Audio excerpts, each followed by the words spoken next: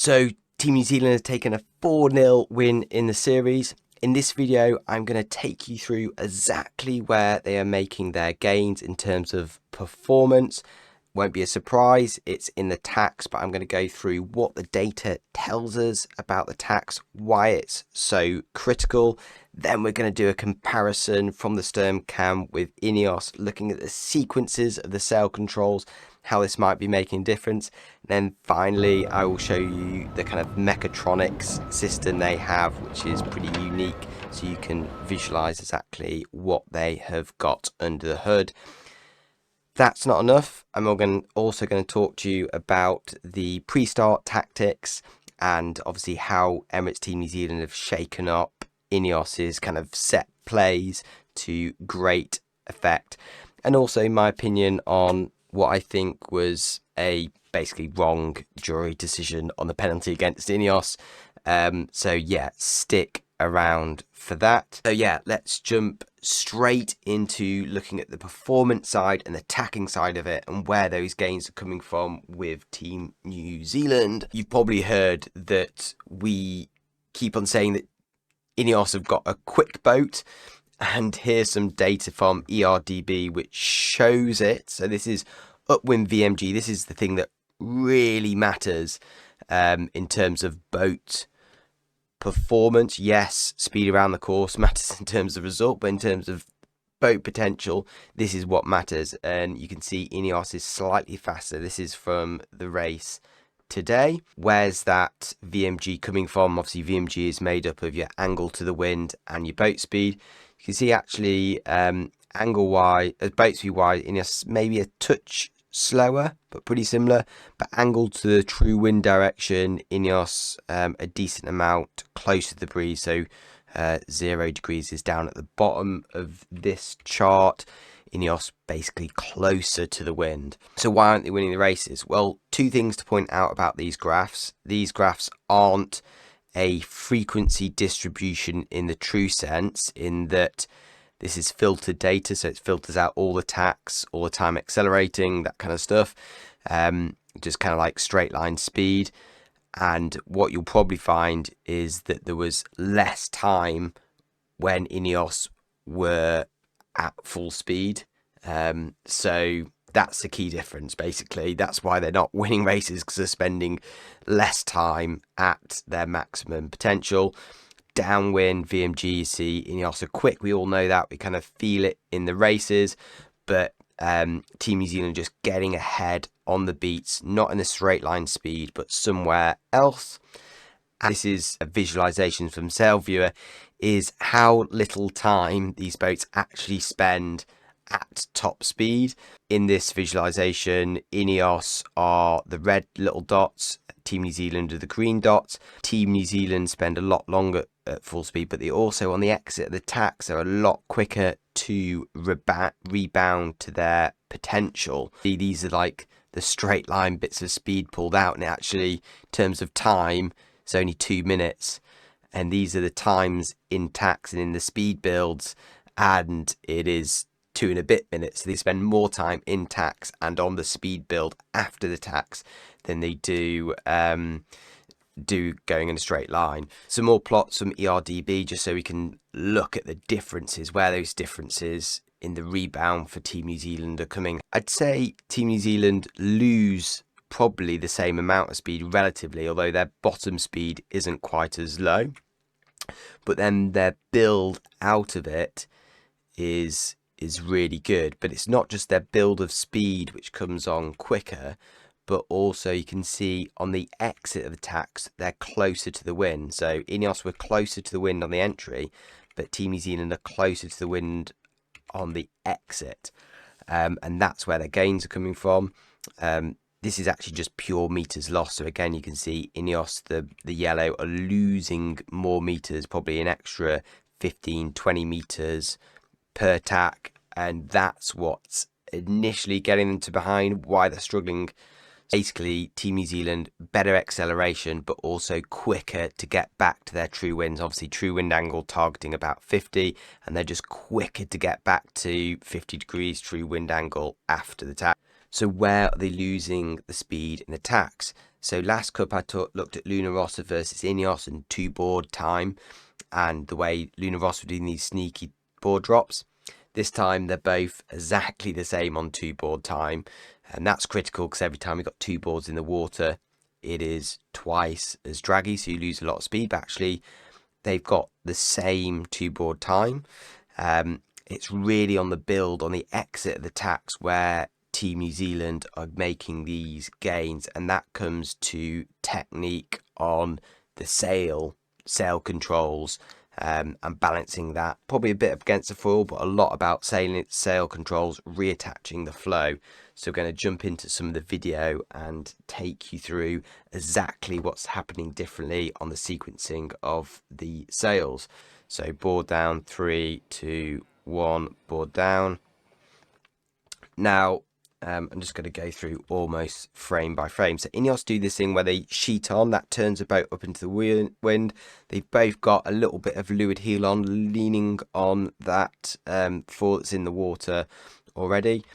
But one thing I notice on the turn up into the breeze, Team New Zealand probably bring the traveller up later, but bring it up further in this tack. So that's the first thing you can see. They brought the traveller up further. The second thing I want you to notice is INEOS's jib is still on the old side, whereas Emirates Team New Zealand seem to be bringing their jib across earlier. Actually, they're probably just about head to wind there, but they seem to be actively pulling the jib across. The other thing I want you to notice here is the mast rotation of Emirates Team New Zealand. So just pause you there. So this is, the skins have popped, and as this skins pop, you can see this mast is more rotated than the INEOS mast. INEOS seem to pop their mast just to where it is for the upwind setting, whereas Emirates Team New Zealand seem to have this mast over rotated for the deeper sail on the exit. And as we press forward, you'll see them bring this skin back in, and you can see here, if I just compared the two skins, Emirates Team New Zealand are sheeting their windward skin on harder with their separate main sheet tension. INEOS have got their 2 skins which attach down here, and you'll see the windward skin is actually sat above, kind of moved up over the top, and that windward skin is sagging in towards the leeward skin, whereas Emirates Team New Zealand is pulled tight and further away, stretching out that windward side, maybe creating a bit more of a kind of asymmetrical camber to the sail. You'll notice as the board comes up, that mast rotation comes off. As you can see, a thinner amount of the mast there. Mast rotation comes up. This is all kind of like second by second fraction of controls. But yeah, clearly got that mast rotation linked. I think it's actually linked to the foil coming up.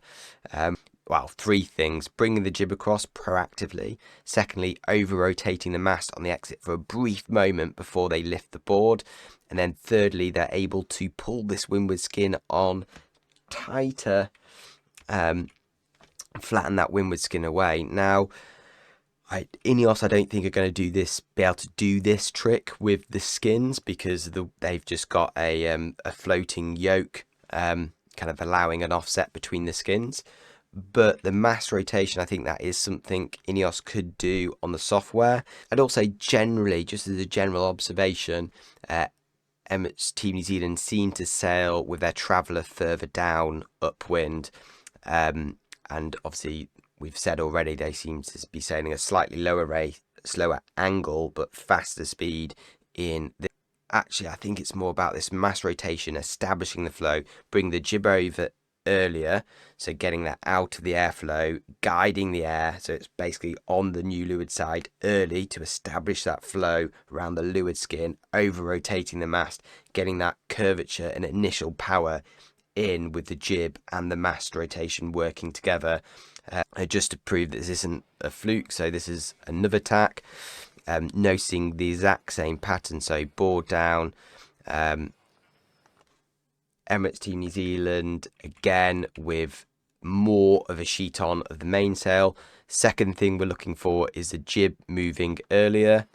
So again, and just see how quick that jib goes across from, it's just like yanked across, and kind of almost ahead of the turn. But I think they're looking to establish the flow on the new leeward skin as soon as possible. See the differentiation, loads of mainsail over to the leeward side, ready for the big build. So in that moment, mast is over rotated. Keep an eye on the tack at the mast as it plays. Rotation just coming out there as the board comes up. What are the mechanisms that allow Team New Zealand to do this? So I'm just going to show you. Really cool, so you can actually see the mechanism I'm talking about. You can see basically they've got two main sheets, one for the leeward skin, one for the windward skin. They sit within a piston in this tube, so the sheet's being pulled round this pulley through this tube and onto a hydraulic ram. You then have two hydraulic rams which act as effectively cars, fair leads on the deck, pushing these turning points forward and aft so you can change the sheeting angle on the two skins. And I think this is what's going to be really difficult for INEOS to copy. So yeah, a bit of a game changer here, but you can just see how dexterous this manipulation of the sail controls is. Okay, that's that. I hope you found that super insightful of like the real detail of how the differences between how these boats are being sailed and the engineering and design that went into it, which is allowing these subtle differences in control, which are leading to kind of subtle differences in performance, but it's enough to eke out a big advantage. So yeah, super fan of what Team New Zealand, not only does it function better, but it actually looks better in terms of getting those skins sheeted down tight, getting smooth skins around the deck. But I think it's more the control which is the kind of critical factor here. Right, next I'm going to talk to you about the pre-starts. INEOS had pretty good pre-starts against Luna Rossa, but we talked in a previous video how felt like Luna Rossa were maybe a bit passive. Both teams kind of did the similar thing a lot, and Luna Rossa were happy to kind of just take the right hand side. So we didn't see maybe as aggressive starts from Jimmy and Keko as we might have expected, but with Team New Zealand we have seen some cracking starts. Let's talk a little bit about what Team New Zealand are doing to get stuck into INEOS, because it's been fascinating to watch. I just love these tactics develop. So this is the actual start where they got a piece of INEOS yesterday. I just want to talk to you a little bit about the tactics. So INEOS enter first, and the reason they like to circle is they want to be following the other boat. And what they have been really good, what they were really good at doing with Luna Rossa, is when they were following them around the perimeter of the box, INEOS were really good at judging when Luna Rossa turned back, whether to turn back earlier or go past them, turn back later, and just had a really good gauge for that. And actually in today's race against New Zealand, that is why INEOS got a better start, because they got into the following position and then just judged better when to turn back to the line. But anyway, and this is where New Zealand got a piece of it, and basically INEOS circle because they want to chase, but New Zealand circle as well, get them in a port starboard. The triangles clash and the penalty goes New Zealand way. We could talk about the controversial penalty in a minute, but yeah, I really like what New Zealand does. First of all, INEOS are slightly late entering, so that's the first kind of sign that their plan is not going quite as it should. 5, almost 6 seconds late entering. What that means is that Team New Zealand have a better chance of getting to them. Second difference to INEOS' normal tactic is its lighter wind, so they're only sailing across the course at 40 knots. Against Luna Rossa they were often doing kind of 45, 46, so that gives them a better chance in the same amount of time of getting across the bow of Luna Rossa and getting further away to start doing this circle and follow. But actually Team New Zealand almost get a piece of them on this first port starboard, and I think that forces INEOS a bit further down. Had to do a bit of a bear way before they then come up into the tack, which isn't ideal, pushes them away from where they want to be circling. But it also means New Zealand are close behind, and actually really at this point it's New Zealand who are already following and watching INEOS rather than the other way around. Team New Zealand tried the same thing the day before on a very similar start when ETNZ were a little bit late. The line was a little bit biased and Team New Zealand almost pulled this off. So kind of a bit stupid for INEOS, really. Like, they should have seen this unfolding, and as soon as they were late and as soon as this cross was marginal, at that point they were like, we can't circle because Team New Zealand are actually chasing us, and Team New Zealand get their tack in to starboard, and this is the worst position. You are to windward and on port, they are to leeward and on starboard and are gonna hunt you. Now, I'll be honest here, all kudos to New Zealand because they have got absolute tactical upper hand here, called INEOS out. INEOS didn't fail to execute, failed to recognise the bias, but I think basically Pete messes us up on his dial down and it isn't actually a penalty. I think I've got this is from Matchian's video, but you can see it here in the umpire footage. They hold their course here, and you can see at this point where they're holding the course straight, INEOS are actually crossing ahead. So in my book, it's fine. And then New Zealand start dialing them down, and that's when you start having it looking like there's going to be a collision. So yeah, I just think that was a wrong call, basically, where they held straight here. Actually, all that time, INEOS were passing clear ahead of them, and then they started bearing off. I don't think this bear off was an avoiding action. I think that was an actual dial down, and all the time they're changing their course. They should be giving GBR a chance to then change their course, which they aren't.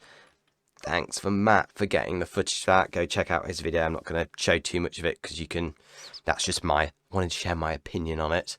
But his video has a full explanation from Richard Slater, who is a professional at this. So go watch Matt's video for the full take from the umpires.